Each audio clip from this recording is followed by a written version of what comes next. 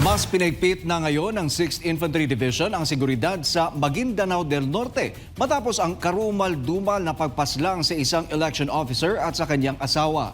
Kasabay nito, ipinaabot ng 6th Infantry Division ang kanilang pakikiramay sa pamilya ng mga biktima at tiniyak na hindi nila palalampasin ang ganitong uri ng karahasan. Si Almar Forzuelo magbabalita.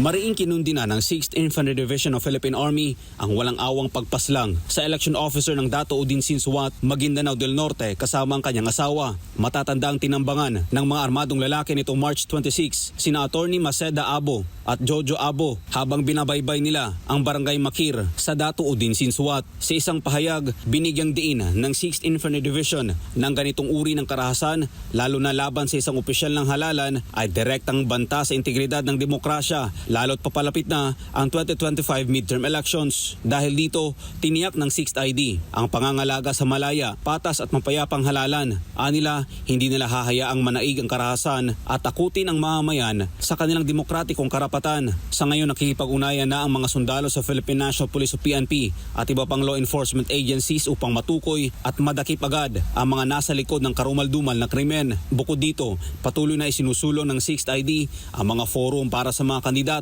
upang hikayatin ang maayos at mapayapang eleksyon sa kabila ng patuloy na banta ng election-related violence. Bilang tugon, pinaigting pa ng militar ang seguridad sa Maguindanao del Norte. Pinalakas ang mga operasyon laban sa mga armadong grupo. Mas mahigpit ang patrolya sa paligid ng mga detachment at masinsinan ang checkpoint inspections upang matiyak na walang makakalusot na masasamang loob. Kasabay nito, ipinaabot ng mga sundalo ang kanilang taus-pusong pakikiramay sa pamilya ng mga biktima at nananawagan sa publiko na maging mapagmatsyag at makipagtulungan sa mga otoridad para sa agarang solusyon ng kaso.